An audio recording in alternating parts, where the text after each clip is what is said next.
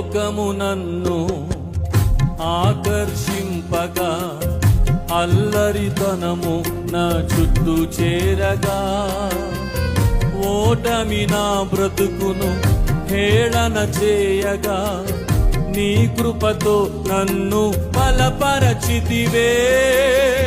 ఇంతగా నన్ను హెచ్చించుటకు ఏ పాటి వాడను యేసయ్యా.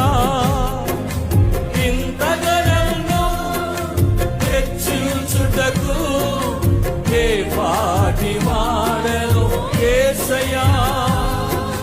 నీ కృపకు ఎల్లప్పుడు కృతజ్ఞుడను, నీ కృపకు ఎల్లప్పుడు కృతజ్ఞుడను. పాడదాం. కృపయే